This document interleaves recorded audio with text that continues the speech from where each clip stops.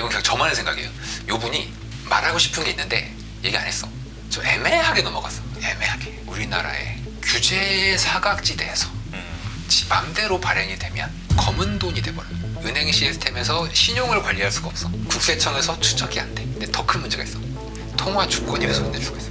일반 분들은 외환시장법을 잘 접할 일이 없잖아요. 네. 근데 우리나라 외환시장법은요 굉장히 강력해요. 위반하면 이거 중범죄에 들어갑니다. 스테이블 코인이 도입이 되면 외환관리법을 우회할 수 있는 가능성이 생겨요. 특히 민간에서 하면, 더 정확하게 얘기하면 은행권 밖에서 하면. 이제 중앙은행이나 금융당국은 반드시 이런 은행권으로 추진할 거예요. 우리나라는 민간이 할 수가 없어. 스테이블 코인이 너무 활성화돼 버리면 중앙은행은 무력화시킬 수 있어. 그거를 사전에 원천적으로 차단해야 됩니다. 그게 현재의 과제죠. 미국이 스테이블 코인 한다고 우리가 스테이블 코인 한다는 게 맞는지 잘 모르겠어요. 아까 얘기했잖아. 하는 총재가 도관이 된다니까. 빠져나가는 도관이.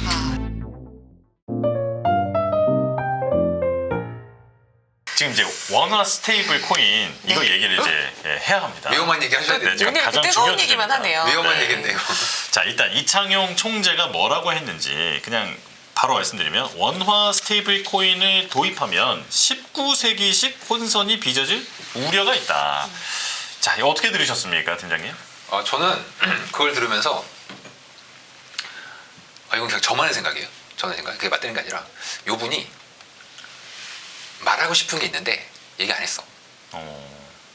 말하고 싶은 게 뭐였을까요? 말하고 싶은 게 있는데 그걸 얘기 안 하고 좀 애매하게 넘어갔어. 애매하게. 그게 왜냐면 그 19세기식의 이제 그게 어디를 뜻하는지 제가 대충 알겠는데, 네. 그 이제 경제사를 배워보면 이제 그 내용들이 나오거든요.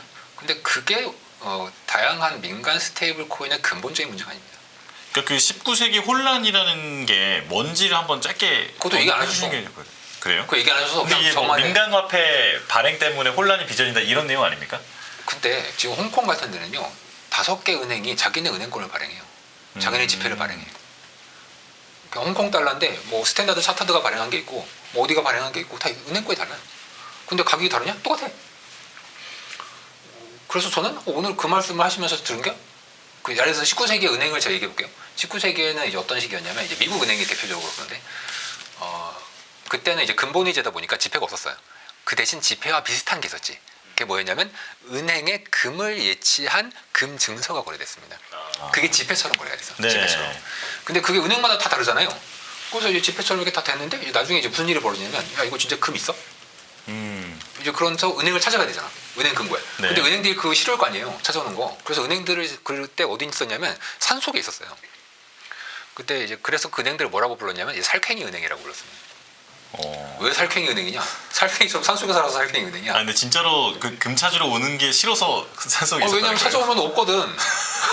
물론 없는 건 아니야. 왜냐면 지금 우리나라 부분 지급 준비제도잖아요. 네. 그 모든 사람들이 돈 찾아가면 없어요 돈이. 그럼 똑같은 거야. 그쵸. 똑같은 예. 똑같은. 그렇게 보면 그 살쾡이 은행보다 지금 우리나라에 있는 시중은행이 더 위험해. 왜냐면 살쾡이 은행들은 그래도 우리나라처럼 지수율이 그렇게 낮진 않았어요. 아, 네. 와일드캣 뱅크 네, 이거를 말씀하시는 맞아요. 거죠. 맞아요. 네. 그걸 이제 누가 우리나라 책으로 변형할 때 살쾡이 은행이라고 했어요. 와일드캣 뱅크라는 사례를 네. 네, 살쾡이 이해가 은행이라고. 되네요. 네. 그리고 그때는 각 은행들마다 은행권, 이게 뱅크노트라는 게 이제 거기서 파생된 건데, 네. 그 뱅크노트라는 게 각 은행들마다 다 있으니까 이게 어떤 은행은 믿을 수 있고 어떤 은행은 믿을 수 없고, 어떤 은행은 준비금이 확실한가? 어떤 은행은 위험한 대출을 해놓지 않았나? 이제 이런 이슈들이 있으니까 이제 그 얘기를 하신 것 같아. 예를 들어서 스테이블 코인 중에 테더라는 사가 있고 서클이라는 사가 있는데, 네. 테더는 트레저리 비중이 65%고 서클은 80%가 넘을 거예요. 네. 그렇다면은 서클이 더 안전하잖아. 그럼 양자 간에는 그 안전성에 대한 일종의 리스크 프리미엄이 거래가 된단 말이에요. 예. 네. 그것이 이제 그 가격에 약간 차이가 있어. 그렇다면은 이거와 비슷하게 우리나라에서도 스테이블 코인을 만들면 민간이 마구잡이로 이제 그런 문제가 있지 않겠는가라는 게 아마 제가 생각하는 오늘 금통위에서의 하는 총재의 말씀인 것 같은데, 제가 보기에 이것은 근본 문제가 아닙니다. 그 진짜 하고 싶었던 얘기는 뭐라고 보시는 거예요?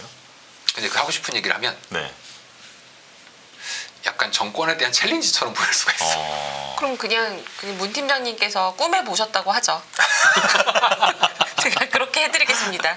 네, 꿈에 누가 나타나서 뭐라고 맞아요. 하던가요? 네. 제가 어제 꿈에 총재께서 오셔가지고 예. 네. 말씀하셨어요. 홍철아, 실은 심히 걱정이 된다. 왜요?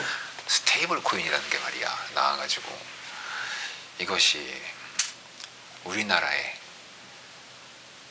규제 사각지대에서 지 맘대로 발행이 되면 은행 시스템 내에서 우리가 이 결제 시스템을 통제를 하고 있는데 네. 이 결제 시스템 밖으로 나가게 되면 이게 검은 돈이 돼버려요.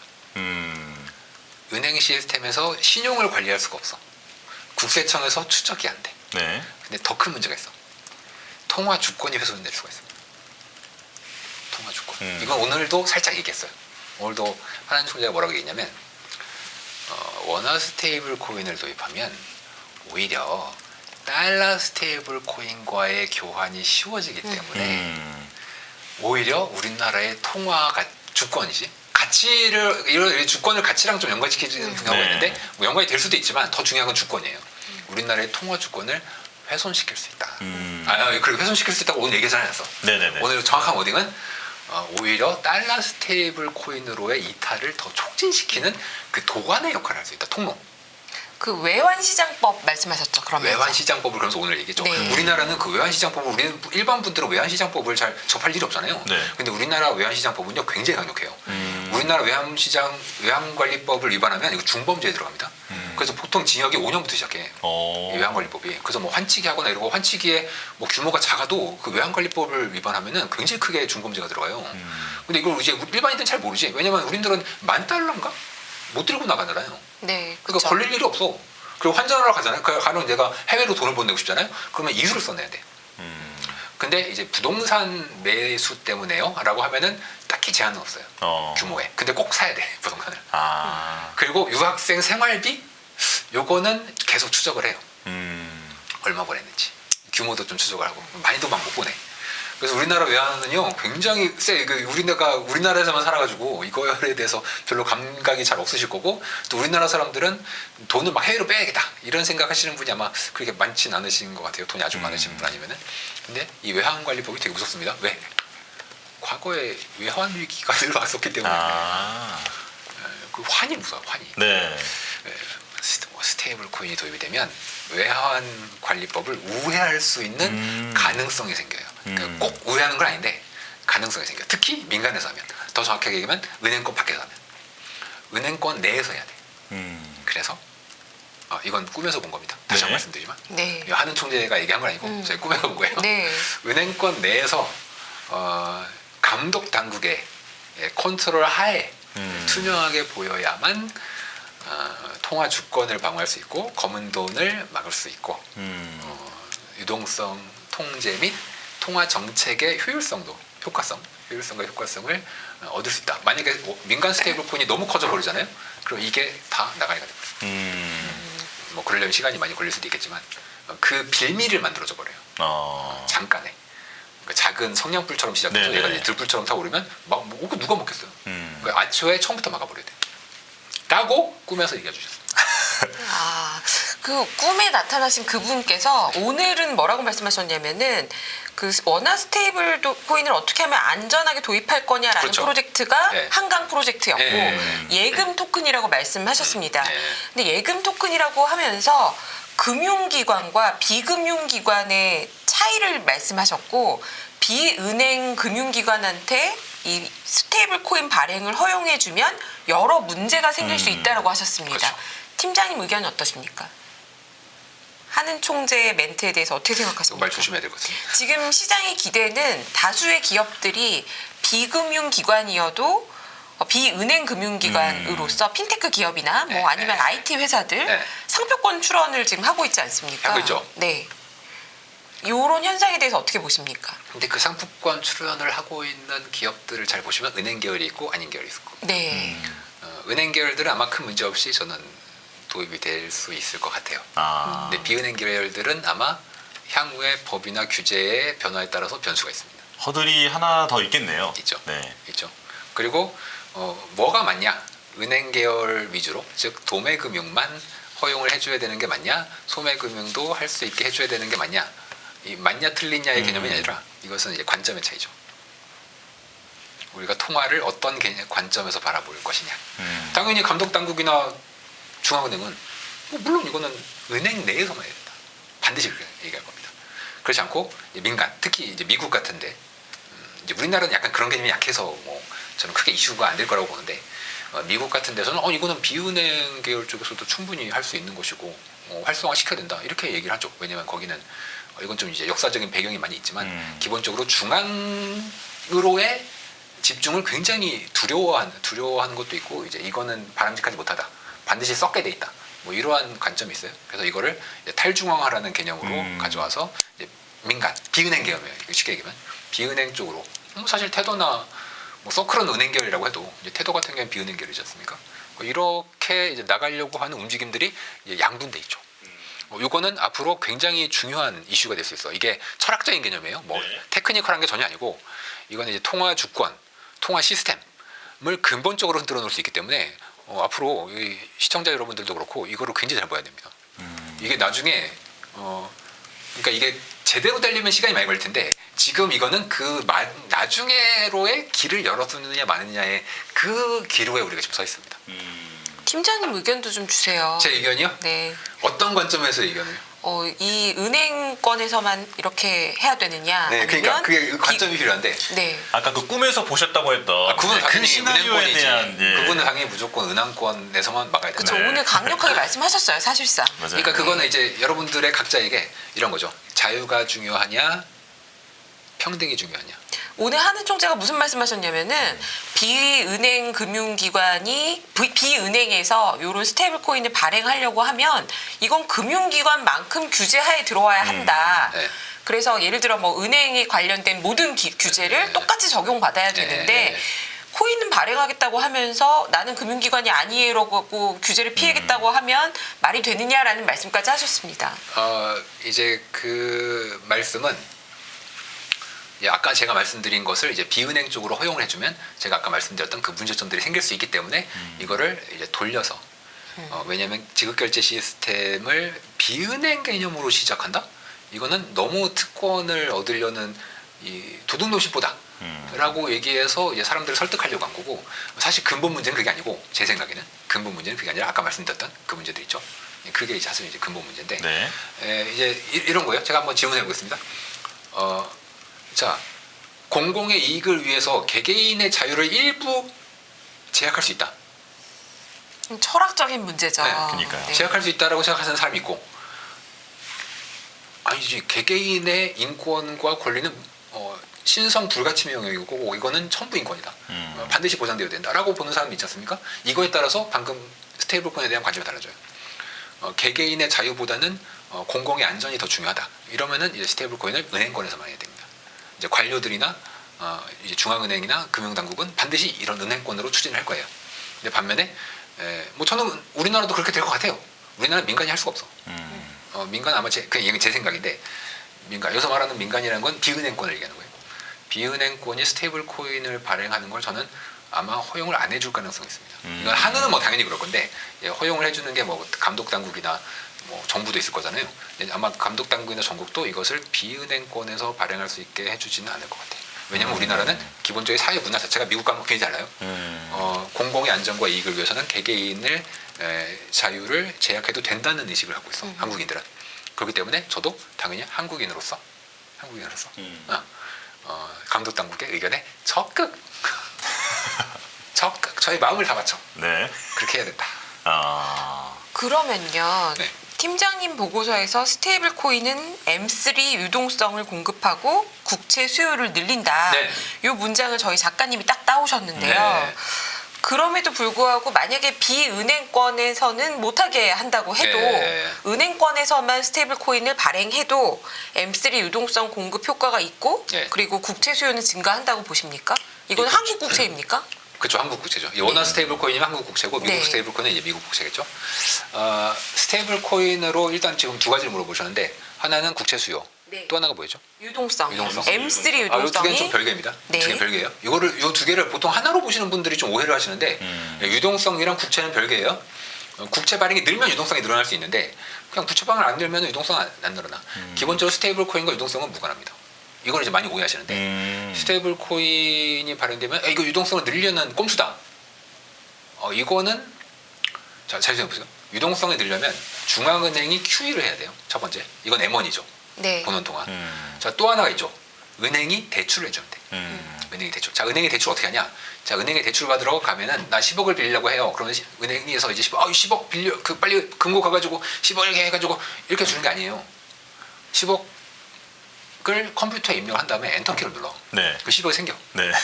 그렇게 만들어져. 돈이라는 게. 그게 은행이 만들 수 있는 신용 창출입니다. 이건 M2. M1, M2. 자, 스테이블 코인이 도입됐다고 해서 방금 말씀드린 요 두 시스템이 바뀌어요? 안 바뀌어. 똑같아. 네. 네. 그래서 그렇죠. 그리고 요 두 개의 시스템에 맞춰서 국채가 발행이 된단 말이에요. 그럼 요 두 국채는 요 통화량과 맞춰서 둘이 매칭이 되어 있습니다. 그러니까 스테이블 코인에서 뭐 5만 가지 짓을 하더라도 우리나라에서 얘 때문에 국채의 총량이나 혹은 수요나 M1, M2가 바뀌진 않아. 단 이게 있죠. 뭐가 있냐? 가령 아르헨티나에서 애가 거기서 뭐 아르헨티나가 페소인가? 아무튼 아르헨티나 뭐지? ARS 헷갈린다. 네. 찾아볼게요. 네. ARS 통화를 아르헨티나 통화죠. 아르헨티나 통화로 어떻게 지가 해가지고 비트코인을 샀어요. 그리고 그거를 와서 한국에 페소입니다. 있는 페소.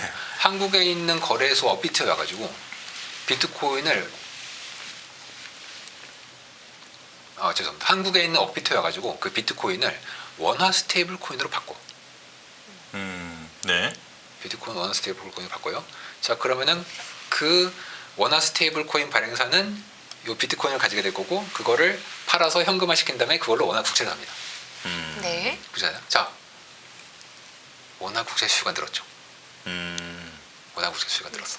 이런 식으로 외국에서 국내에서 이거 아무리 지지고받고 뭐 우리나라 사람들끼리 해봐야 총 유동성과 한국 국채 수요는 그렇게 변하지 않지만 물론 변하는 것도 있어. 예를 들면서 예를 들어서 뭐 주식을 판 사람이 그 주식 판 돈으로 다시 뭐 이 스테이블 코인을 사가지고 했다. 그래서 뭐 한국의 스테이블 코인 뭘 샀다. 그러면 얘는 이제 우리나라 한국 국채 수요를 늘릴 수 있어요. 하지만 보통은 외국에서 들어와야 원천적으로 이게 늘어나요. 원천적으로. 네. 이게 미국이 노리는 거예요. 미국이 노리는 건 미국인이 달러 스테이블 코인을 살 이유가 있어요. 아니죠.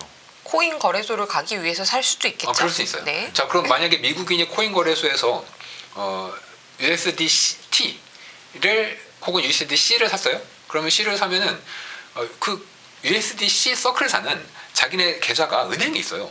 네. 은행에 있어서 결국 이 사람이 하는 거는 자세히 보세요. 내가 그러니까 미국인이 내가 가지고 있는 달러 예금을 인출해 가지고 서클에 입금을 해서 서클을 샀어. 자, 그러면은 은행 시스템 내에서의 예금의 소유권만 바뀌지 예금량은 변하잖아. 네. 똑같아. 네. 나의 예금 소유권이 서클의 소유권으로 바뀔 뿐이에요. 자, 그러면은 예금은 대차대조표의 부채에 있죠. 자, 이건 약간 복식부기를 알아야 되는데 그 대차대조표의 부채에 있죠. 그럼 자산에 뭐가 매칭돼 있을 거잖아요. 그게 국채란 말이에요. 국채. 그러면은 서클은 국채를 다시 사잖아. 그러니까 똑같지. 은행 전체 시스템에서 자산 국채 부채의 예금 똑같아. 안 변해. 네. 미국에 있는 사람이 서클을 뭐 아무리 하든 뭘 지지고 볶든 미국 내에서 트레저리 수요가 다시 생기진 않아요. 네. 뭐 예외적인 경우 좀 생기는 경우가 있긴 하지만 보통은 안 생겨. 그런데 아까 이 아르헨티나 사람이 와가지고 서클에 와서 서클로 비트코인을 판 다음에 하면은 수요가 생기죠. 이거 제가 질문 있어요. 네. 서클 사는 발행량만큼을 정확하게 거의 똑같이 국채를 사는 거지만 그쵸. 은행은 정확하게 똑같이 하는 게 아니라 더 레버리지가 일어나지 않습니까? 은행은 네.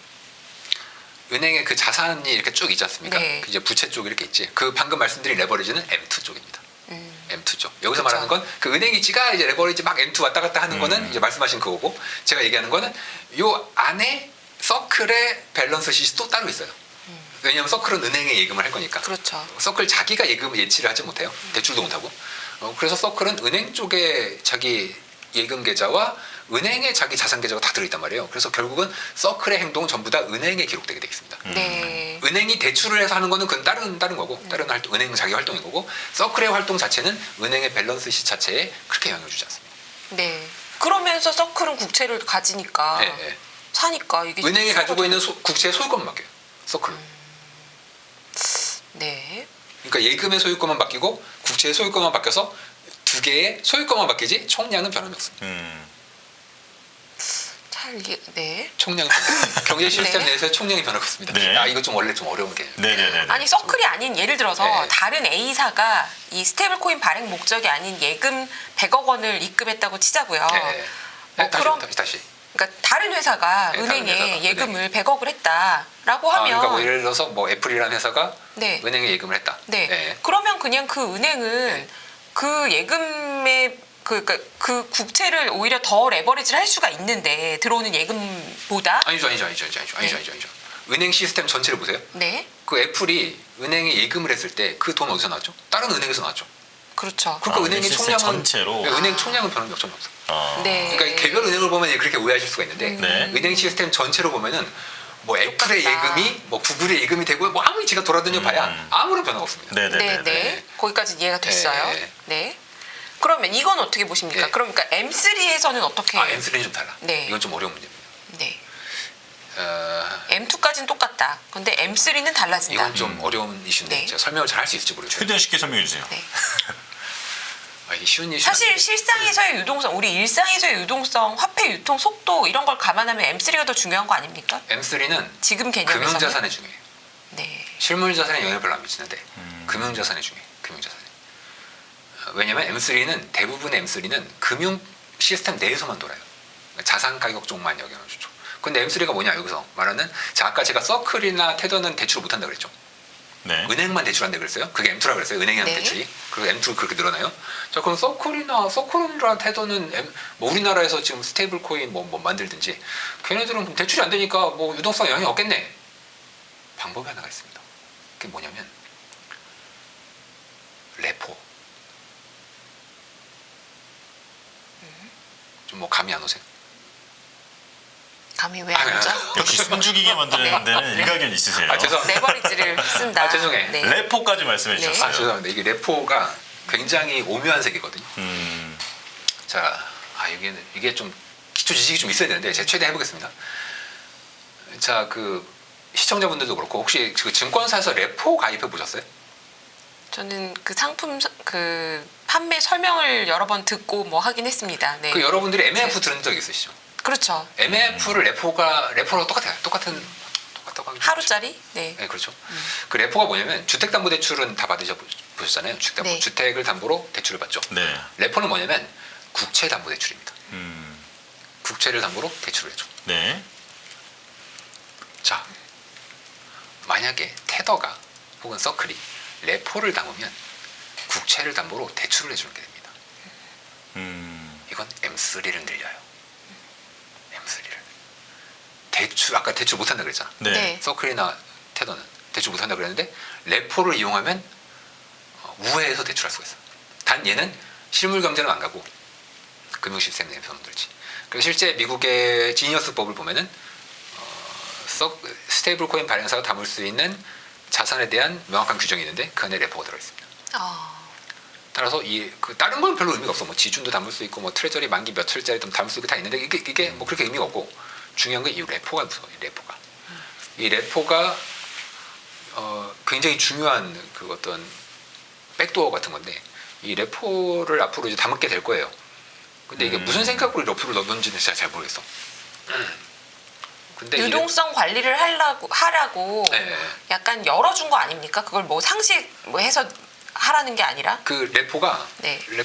그 어떻게 보면은 그냥 단기 금융 상품이거든요. 네. 이렇게 그냥 쉽게 생각하면 물론 저는 좀 더 심층적인 의미를 이제 담보부 대출이라고 보는 입장이지만 그러면은 이제 정책 당국자 입장에서 야 레포는 그냥 1일짜리 예금이야.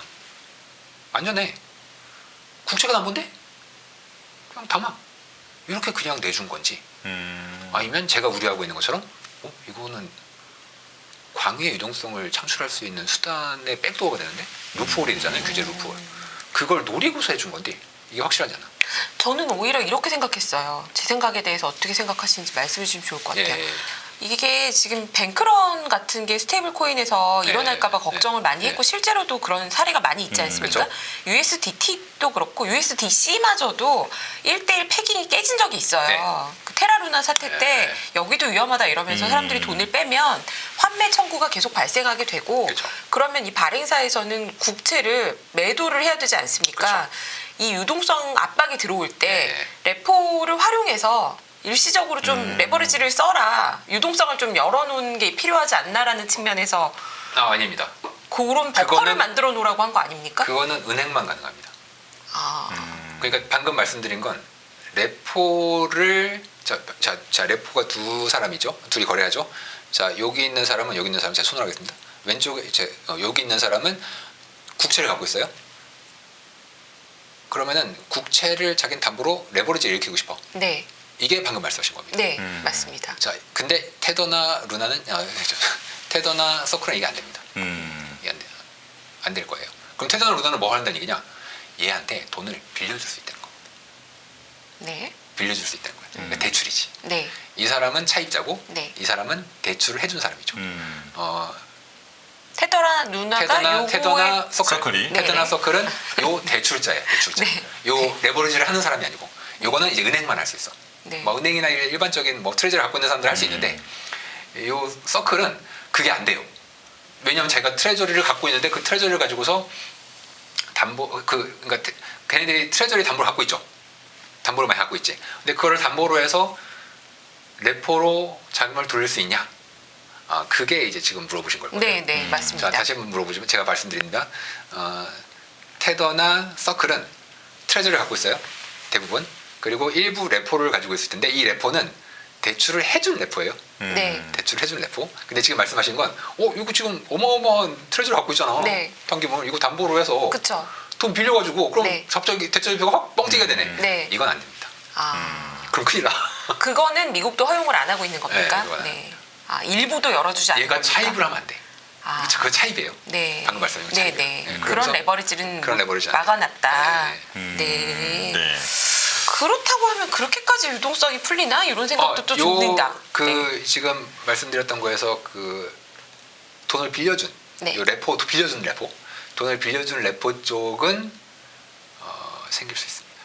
왜냐하면 대출자가 되기 때문에 대출자가 네. 새로이 만들어지는 거잖아요. 그러면 요게 금융시장 쪽에서의 유동성을 늘릴 수 있어요. 그러니까 실물은 아니에요. 금융시장 쪽의 유동성을 늘릴 수 있습니다. 네. 이게 이제 M3. 그리고 여기서 한 단계가 더 있는데 그건 너무 먼 미래라서 오늘 얘기 안 네. 드리겠습니다. 너무 어렵다는 피드백이 지금 저희 어려워. 제작진에게 이거는 들어왔습니다. 이건 스테이블 코인은 굉장히 어려운 이슈예요. 진짜 어렵습니다. 예. 네. 근데 오늘 제가 받은 인상은 한국은행에서 상당히 고민이 많구나. 네. 그리고 이창용 총재가 이미 매우 잘 알고 있다라는 생각을 저는 좀 했습니다. 그래서 시장의 기대는 앞서가 있는데 이 속도대로 과연 진행이 될 수 있을까라는 생각이 들어서 좀 깊이 여쭤보았습니다. 제가 뭐 유럽이랑 미국 연준의 스테이블 코인 관련된 이슈, 그러니까 옛날에 CDBC 쪽이었죠. 포함해서 생각해 보면서 느낀 건 중앙은행의 위기 의식이. 스테이블 코인이 너무 활성화돼 버리면 중앙은행을 무력화시킬 수 있어. 그거를 사전에 원천적으로 차단해야 됩니다. 그게 현재의 과제죠. 앞서 말씀해주셨던 내용들을 보면은 이제 비은행권으로서의 허용은 아마 하지 않을 것 같다라는 저의 생각입니다. 네, 그런 보면서 전망을 해주신 거고 만약에 이제 그렇다고 하면 그와 관련돼 있는 허들도 마련해야 하고 그리고 이제 뭐 여러 가지 규제단 만들고 이런 여러 가지가 필요한데 미국은 당장 지금 이제 하원 표결만 앞두고 있는 상황이란 말이죠. 네. 미국이 이제 속도를 내버리면 우리도 끌려가야 할 수도 있으니까. 그럴 수도 있죠. 네. 분위기가. 그러면은 우리는 이제 어쨌든 원화 스테이블 코인이 도입되는 게 뭐 기정사실이다라고 본다면 네. 뭐 본격적으로 언제 정도 예상하면 될까요? 시점을? 글쎄요. 저는 뭐 시기가 그렇게 이슈가 될 수 있을까? 시기는 잘 모르겠는데 일단 지금 주요 당국자들이 공석이잖아요. 일단 다 뽑히고 나면 언제 뽑히려나? 한두 달 걸리려나? 인선하고 청문회하고 하면은 아마 뭐 이번 달이면 두 달, 네. 뭐 한두 달 걸리겠죠? 이제 그 다음에 좀 본격적으로 스테이블 코인, 왜냐면 미국에서도 분위기가 있고 현 정권에서도 약간 좀 진지하게 추진을 하고 있는 상황이지 않습니까? 네. 그럼 의외로 그렇게 속도가 막 오래 걸릴 것 같지는 않습니다. 근데 저는 미국이 스테이블 코인 한다고 우리가 스테이블 코인 한다는 게 맞는지 잘 모르겠어요. 아 그래요? 아까 얘기했잖아요. 하는 총재가 도관이 된다니까. 빠져나가는 도관이. 이거 그 스테이블 코인 특집편을 한번 별도 제작을 해야 될 것 같습니다. 그러니까요. 네. 예, 그때 꼭 나와주세요. 오늘 요 얘기를 너무 많이 해서 저희가 혼날 것 같은데요. 네. 시청자분들도 좀 불편하신 분들도 계셨을 것 같아요. 근데 본론이 중요하니까 본론 또 짧은 시간 동안 또 애낄 수 있게 해주시지 맞아요. 않습니까? 애끼세. 근데 여기서 제가 오늘 본의 아니게 문 팀장님 저격수 같은 느낌이 들고 있는데 이것도 뭘 저격하시려고요? 저는 문 팀장님의 팬입니다. 참고로 여러분 알고 있습니다. 진심으로 팬입니다. 근데 팀장님 틀리셨잖아요. 이런 얘기 웬만하면 안 하는데 아니 관세 이거 다시 뭐 트럼프가 좀 세게 나오면 증시 조정받는다고 하지 않으셨습니까? 그래서 지금 증시도 좋고 3천조. 레터를 돌리고 있는데 뭐 영향도 없어요. 시청자 여러분, 타코 얘기만 나오고요. 시청자 여러분께 일단 죄송하다고 말씀을 드리겠습니다. 저희가 또 전망이- 쿨하게 사과하시면 또 제가 또 전망이 죄송하죠. 틀렸기 때문에 여기서는 틀렸습니다. 죄송합니다. 또 PD님이 원샷을 바로 딱 잡아주셨네요. 그런가요? 예. 아니, 이거 이렇게- 쇼츠로 나가야 되겠네요. 팀장님 아니. 사과하셨습니다. 아니 타코가 또 지연시켜가지고 8월 네. 1일로 또 지연시켰네. 네네네. 네. 그럼 예. 8월엔 빠집니까? 저희가 뷰를 바꾸면 폭락할까봐.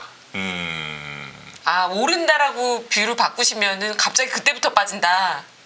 그렇죠. 아 이거 약간 트라우마 같은 거죠? 시청자 여러분들을 위해서 제가 뷰를 바꾸면 안 될 것 같습니다. 아. 그럼 진심으로 어떻게 생각하십니까? 트럼프는 지금 금리 인하하라고 하고 있고 네. 금리는 인하를 더 할까요? 지금 뭐 베센트가 연준의장 겸임한다는 얘기도 나오는데 금리 인하. 네. 일단 금리 인하는 파월이 잘 생각해보세요. 내려라 하면 파월이 내리고 싶어도 못 내려. 그러지 않겠어요? 아 그런가요? 그럼요. 아 제가 사회생활을 잘 불필요한 못해가지고. 오해를 받을 수 있으니까. 오해가 돼. 잘하시네. 아, 역시 훌륭하십니다. 아니 내려라 하는데 내려봐. 그럼 사람들이 저거 또 뒤에서 뭐 했구만. 이거 못 내려. 예? 그래서 뭐 하반기도 그렇고. 그러니까 그게 거꾸로 얘기하면 이런 거죠. 연준이 오히려 경제 펀더멘털을 무리를 주면서까지 고금리를 계속 유지를 할 가능성이 높다는 거지. 저는 이제 금리를 빨리 내려야 된다. 그리고 실제로 뭐 나중에 내릴 거다라고 보지만 네. 지금 파월이 금리를 내리고 싶어도 내릴 수 없는 상황이 돼버렸습니다. 그래서 좀 천천히 내리는 방향으로. 그래야 욕 안 먹을 거 아니야. 파월도 지금 내리고 싶을 수도 있어. 그런데 트럼프가 저렇게 난리를 치면 내리고 싶어도 못 내려요. 그리고 이제 나중에 뭐 차이 사석자가 다음에 뭐 오시면 그 뭐 베센트가 될지 아니면 다른 분이 될지 그분이 많이 내리시겠죠. 그리고 그때가 되면 미국이 굉장히 큰 경기가 부정적으로 갈 시기가 오겠지. 왜냐면 무역 분쟁을 시작하고 나서 1년의 시차를 두고서 늘 망했던 게 과거의 150년 역사거든요. 네. 그게 이제 내년 초 뭐 이렇게 되는 거죠. 그게 보통 1년이 있다가 효과가 1년 나타나요. 2018년 보세요. 2018년 초에도 중국이랑 무역 전쟁 하다가 2019년에 망해버렸잖아요. 네. 근데 2019년을 망하기 전에 전조가 없었어. 물론 주가는 먼저 빠졌어요. 근데 그 주가가 빠지는데도 사람들이 다 뭐라고 생각했냐면 주가가 혼자 난리 났다. 왜? 지표가 좋으니까. 네. 근데 지표가 새해가 되자마자 2019년 새해가 되자마자 갑자기 폭망하기 시작했어. 아무도 예측하지 못했습니다. 트럼프는 예측해. 뭐 제가 트럼프를 좋아하진 않아요. 네. 트럼프 싫어하는데 자꾸 맞추니까 기분이 좀 안 좋더라고. 그래서 이번에도 뭔가 제가 이제 보고 있는 게 아닌가. 근데 제가 생각해도 그래. 아니 5%에 10년물 4%가 넘고 30년이 5%면 모기지 30년 빌리는 사람들은 8%에 빌려야 되는데 8% 이자 갚을 수 있어요? 못 갚죠. 어떻게 8%를 갚아? 4%도 지금 허덕대가지고 저러고 있는데. 그렇죠. 그럼 과연 미국 경제가 이제 시차가 있어요. 그 시차를 두고서 좀 부정적으로 변할 것이라는 게 저희들의 생각입니다. 기존 뷰를 고수하신다. 여러분들을 위해서, 시청자분들을 위해서 제가. 네. 바꾸면 출렁거릴까봐. 네. 물론 뭐 제가 바꾸면 갑자기 막 그때부터 쇼치실 분들이 또 계시고. 네. 미국은 지금 감세법은 네. 어쨌거나 하원을 통과했고 네. 관세는 뭐 예상보다는 초기보다는 약해졌지만 4월의 걱정보다는 네. 약해졌지만 네. 뭐 어쨌거나 계속 나오고 있어요. 네. 요거를 전체적으로 봤을 때 합해서 봤을 때 네. 미국의 국채 금리는 연말쯤에 어떻게 될 걸로 보십니까? 저는 밸류도 있고 성장도 둔화되고 뭐 이제 감세법, 뭐 관세 이런 걸 떠나서 이것이 근본적으로 미국 경제에 어떤 영향을 미칠 거냐. 관세가 경제에 좋을 수가 없습니다. 인플레는 저는 이제 전 세계에서 유일하게 관세가 디플레다라고 말하는 사람이니까. 그럼 디플레를 일으키면 당연히 금리는 떨어지게 되겠죠.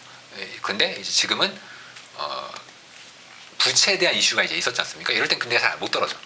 이럴 때는 그냥 꾸준히 사모아가는 관점에서 이제 접근을 이제 하시는 거고, 이제 금리가 확 떨어질 거는 아마 뭐 올해 말이면 빠를 것 같고, 빠르면 아니면 뭐 내년 정도에 이제 기대를 하면서 4% 이상의 금리를 계속 이제 향유를 하다가 그때 많이 떨어지면은 금리가 떨어지면은 뭐 차익 실현을 이제 하는 것도 방법이 될 수 있겠죠. 그래서 올해는 저는 높은 금리를 계속 향유하면서 가시는 전략으로 가셔라. 막 레버리지 이런 거 쓰지 마. 왜냐면 레버리지는 시간 가치가 늘 마이너스이기 때문에 오래 가지고 하시면 안 돼요. 그렇게 이제 말씀을 이제 드리는 거고요. 최근에 또 관세에도 불구하고 소비 물가는 고사하고 생산의 물가도 떨어지고 있잖아요. 그 최근에 제가 보고 있는 데이터는 일본이 미국으로 수출하는 자동차의 가격이 폭락했어요. 왜냐면 네. 관세를 일본이 흡수하고 있는 거죠.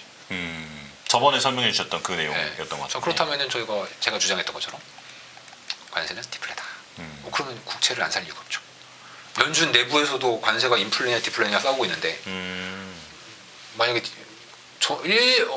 몇 달 전만 하더라도 관세는 당연히 인플레지 다 이렇게 얘기했어. 근데 지금 연준 내에서도 아닌 것 같은데 약간 디플레파가 좀 생겼어요.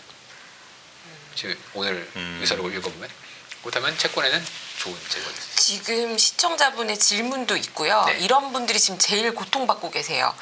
미국 국채에 물려서 미국 상승장 다 놓친 분. 근데 지금 국채 금리는 떨어질 거니까 쌍방울 채권은 터졌네. 갖고 계셔라. 괜찮은 조언일 네. 수 있지만 환율이 또 문제지 않습니까? 달러는 어떻게 보십니까?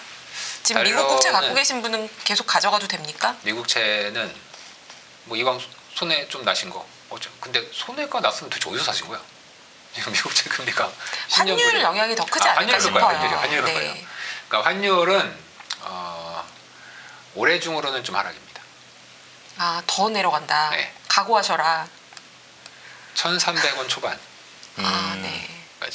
왜냐면은 이 약달러 베팅이 쉽게 해소되지 않습니다. 1년은 가요. 그러다가 뭐 저희는 내년 정도가 되면은 미국보다 다른 지역도 더 같이 나빠지면서 달러의 이제 반등이 좀 있지 않겠는가 이렇게 보고 있고, 올해 중으로는 좀 아래쪽으로. 기본적으로 한미 간의 성장 격차를 따라가는데 미국 성장, 우리나라 경상은 안 좋죠 계속. 근데 미국 성장이 떨어지니까 지금 약달러인 거거든요. 미국 성장의 하락. 근데 그 하락이 이제 어느 정도 멈출 때 미국 성장의 둔화가 그때 달러의 하락이 멈출 거니까 그때까지는 이제 1,300원 초반까지는 우리가 좀 보고 있습니다.